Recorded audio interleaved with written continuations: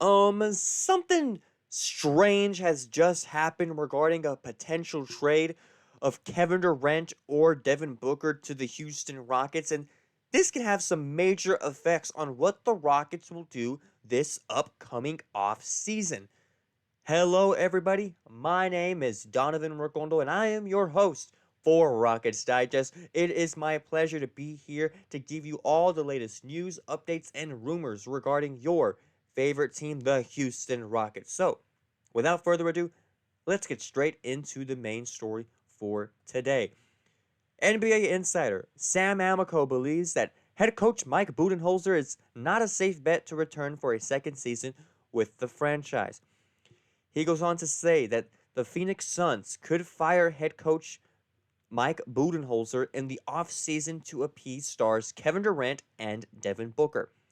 The article says that the wording appears to be or angle it to a potential firing as player initiated, going on to say that neither Durant nor Booker have a good relationship with Coach Bud, who is in his only his first season with the Phoenix Suns. And so this just continues a trend that we've seen throughout the NBA of players not being happy or front offices not being happy with the head coach that is in power, leading to their dismissal. And so if this report remains true, that means that this offseason, the Rockets may have to look elsewhere besides KD and Devin Booker when it comes to adding a superstar to their team. We know that they've been very intent on doing just that. And so, if that happens, the Rockets have to adjust, or do they? Because a new report suggests that the Houston Rockets, this is from ESPN's Tim McMahon, says that the Rockets remain optimistic that they already have a true star who can anchor a title contender in the years ahead. He gives a great quote here explaining just this, saying that I spent a week in Houston.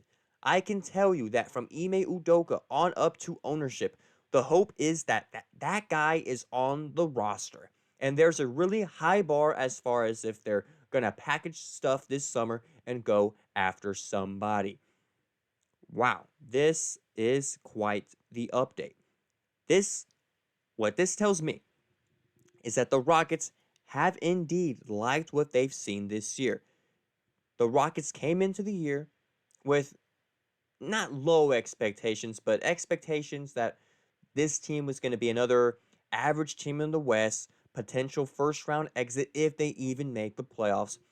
But this year, they've blown all of that, all the expectations out of the water. They currently sit as a second seed in a very, very competitive Western Conference. And so, with the report saying that Ime likes what he sees, the front office likes what he sees, the chances of them even trading for somebody based on this report is not very high. I mean, they have all the assets. They believe they have all the assets to be a championship contender. And they believe that there's a guy currently on the team that is someone that can get them to that next level, to win their first championship since Hakeem Olajuwon did it back-to-back years in the mid-90s. And so, who is that guy? Who is the guy that they feel can be the one to take them to the next level? Well, there's a lot of options. And if you ask me, there's one guy that really, really stands out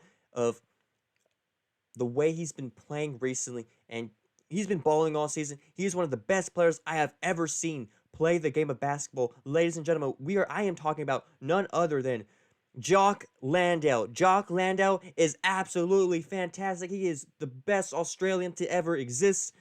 I'm just messing with you guys. No offense to Jock Landale. Jock Landale does great. He is an amazing guy he does his role very well, comes off the bench, gives us some solid minutes when we need it. He plays with some hustle, but I am not talking about Jock Landale. The front office isn't talking about Jock Landale. We're not going to build our team off of this guy. Again, no offense. But we're going to build off of a guy by the name of Alperen Şengün. Şengün this year getting his first All-Star selection, proving that he is one of the best players in the NBA today.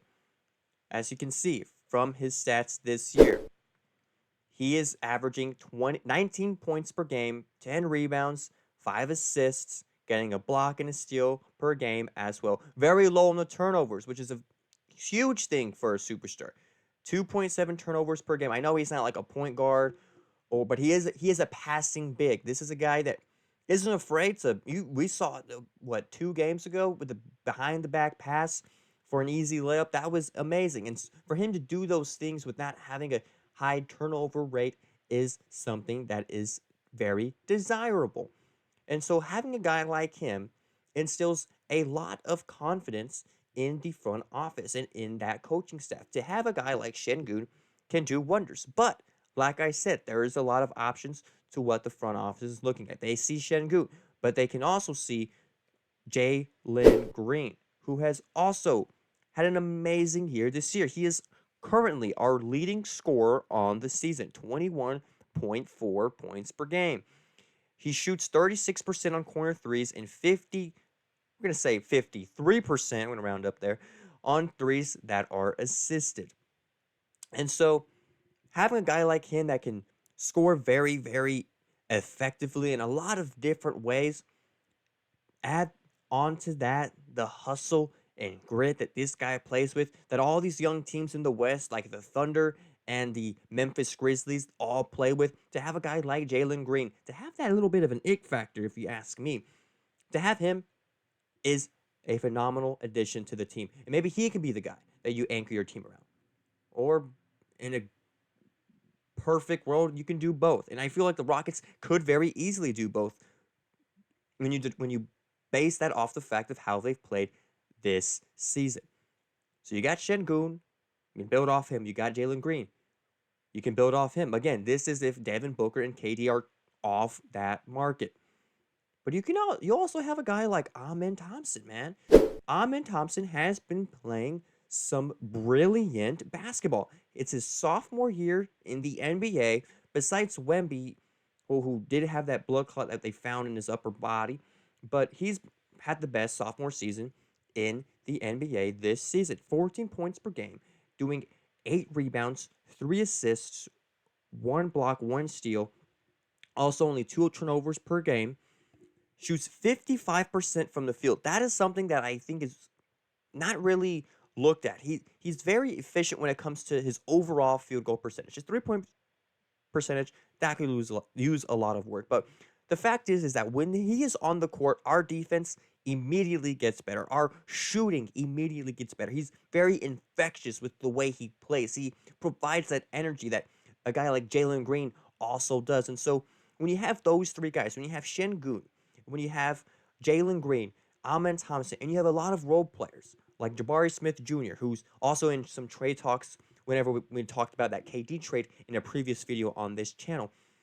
Guys like him, Fred VanVleet, Brooks, all provide a boost of confidence within Ime Udoka and his coaching staff and the front office and GM Rafael Stone. And so with KD, D-Book off the market, is there really much that you want to do? Is there anybody that you really want to get? There's always Giannis. We have a video on Giannis that talked about that. But I think a lot of it will be determined this upcoming postseason. In the postseason, if we're a first round, second round exit, then there's a lot of thinking to be had. What can we adjust? What superstar can we get? Should we still try to get D-Book? Should we still try to get KD? But if this is a team that can make that Western Conference finals or even make the finals, then there's not really much that you have to change. You already have a big 3.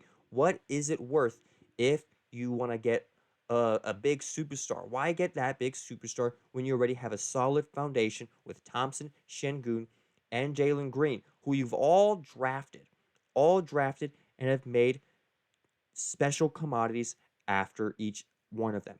So let me know what you think. Should we still try to get a superstar like KD, D-Book, maybe even Giannis, or should we stick to what we have?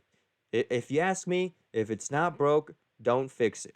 And with that, I will leave you all with this video. If you have made it to the end of the video, that tells me you love what you have just watched. Go ahead and hit that subscribe button. Help grow this Houston Rockets community. It's going to be amazing. For everyone that subscribes, thank you so much for joining, and we'll see you next time on Rockets Digest.